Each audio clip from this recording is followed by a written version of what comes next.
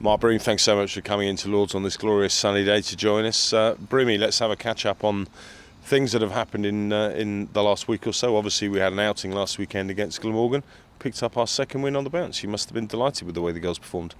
Yeah, after the Kent game, where obviously we went out and performed as well as we did, but didn't really get an opportunity to test ourselves too much in that initial game, to go out and have a game like that goes down to the last over against someone who is a quality cricketer, out to prove a point in Emma Jones, and a side that were, they're looking for Tier 1 promotion pretty soon, I think by 2027, I think. So they also have a point to prove and want to kind of set their mark in this division already. For the girls to go out and play the way they did and stick to their processes and fight and battle for as long as they did was outstanding. Just outstanding. I was just so proud of them after this week. I suppose in a funny kind of way, whilst the win against Kent in the first week was impressive for all that went right, as you say, the win against Glamorgan was probably more revealing in terms of what you learnt from the squad, because as you say, they were under intense pressure in that run chase that Glamorgan put on there and really held their nerve. Yeah, I think nerve is a great word, because they could have lost their nerve quite easily, and whether they did or not while they were out there, it didn't look like they did. And the feedback from Saskia, who I thought led the team superbly, the feedback was at times even she was panicking a little bit, but it's that ability not to show it and show the opposition that we still feel in control. But yeah, it's those sorts of games that you really start to see people's character, and that's the one thing we haven't been able to test up to this point, is their character and their ability to perform under intense pressure over a long period of time. You can't replicate that in training sessions and so forth. So to see it in game 2 and to see how they respond, and the game is about batting first, going out, scoring runs and defending it, or bowling second and getting teams out.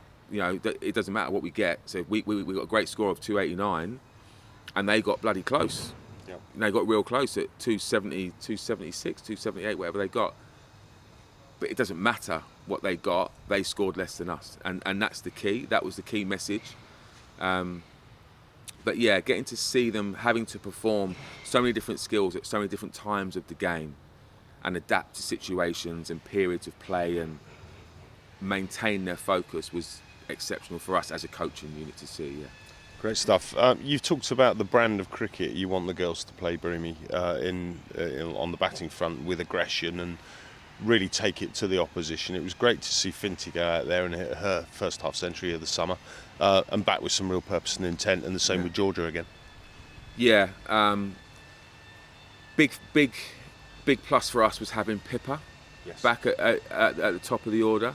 For someone who's 16, 17 years old, she bats with so much experience that you wouldn't expect from someone of her age. But the time she spent with Scotland and the great people that she's obviously clearly been able to work with at Scotland, the experiences and opportunities they've given her has enabled her to come back and, face one of the quickest bowlers in the country at times, Emma. She gets the ball through. But the way Pippa went out and batted so positively, so proactively, and looked to take... We talk a lot about striking first with bat or ball, and Pippa looked to strike first, then supported by Izzy, who kind of played a rotation role, and I'll just get Pippa on strike then. We got a term from a batting perspective called like sailing your ship, and ship is our key word, and the P in ship stands for partnerships, and our first 2 partnerships both at 75.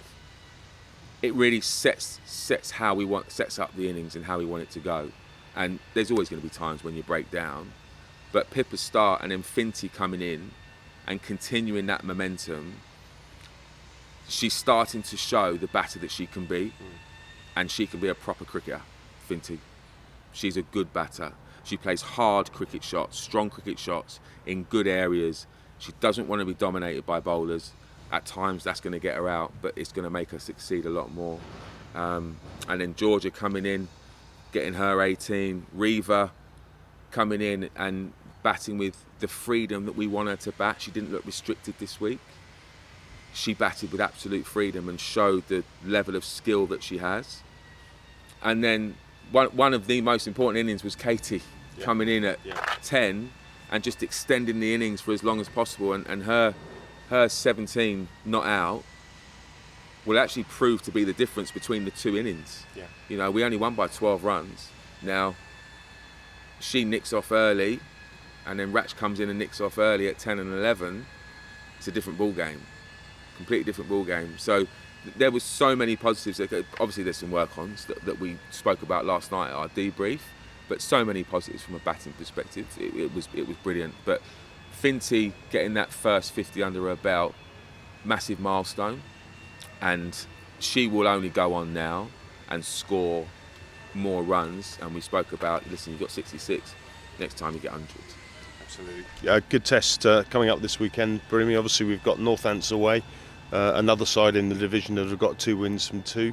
What are you expecting to see from them? Yeah, Northants look good at the moment. They look really good. Kirk, from a batting perspective, looks strong, looks dominant, looks to be a key wicket for us to take, and isn't going to give us that opportunity too much. So we have to be prepared to take it if it comes. They've got a good bowling attack. Alicia Presland seems to spearhead that. Who we spent some time together at Sunrisers. She came over for one of the winters, and you can see there's a fighting cricketer there with her, who's got talent with both bat and ball.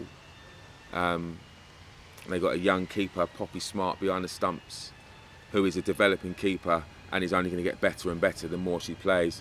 And then they've obviously got Rips in charge, who is an unbelievable coach, you know. And what he's clearly passing on to these girls is working. So yeah, it's going to be another tough battle, and an away trip. So yeah, it's going to be an interesting weekend. Well, the games certainly come thick and fast now. You go straight out of Saturday's game into another game on Monday when we've got the first round of the T20 Cup, when it's Kent again. Yeah. We seem to be playing Kent about half a dozen times this season. But so Kent again at Radlett. I'm guessing you'll be expecting a very different Kent side to turn up for this one than the side we rolled so easily in round 1. Yeah, no question. That wasn't the game we expected, and I think it's important for us to not expect that happening again, because it won't happen again. Kent are going to come out hard, they're going to come out strong with a point to prove, in a different format. They are now coming off a win, so yeah, we have no expectation that it's going to be an easy ride, because it's not, and we have to play our best cricket to get the result that we want, and that's what this is all about, this tier 2 stuff.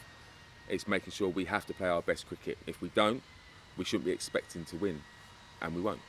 So yeah, a great challenge, a different format, possibly one that a couple of our players are more suited to, but one that a couple of our players need to get suited to. So another test, another challenge against a strong team.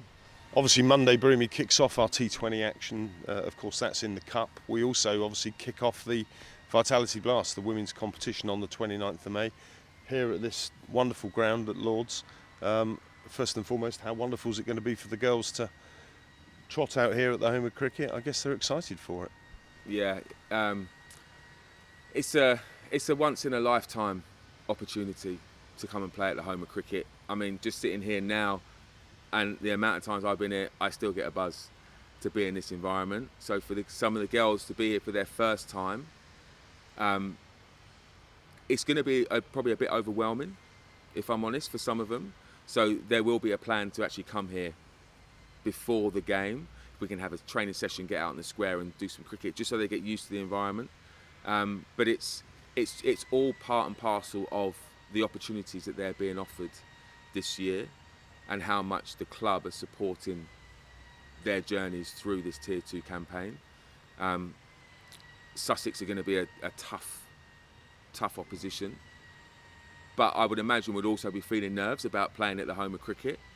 And there's, you can already hear some enthusiastic discussions going on between the girls about the Lord's game. Who's going to play? Who might play? I really want to play. If I'm not playing, can I still come and watch? And it's going to be an open day. I want the whole squad here.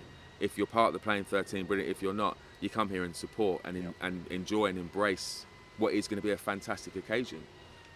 So yeah, they can't wait. Can't wait. Well, Broomy, thanks for that. That 29th of May double header, the women get underway at 2:15, the men get underway at 6:15.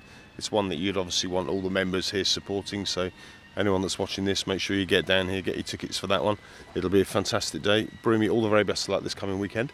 I hope things go well for you, and look forward to catching up soon. Thank you, mate. Can't wait. Can't wait.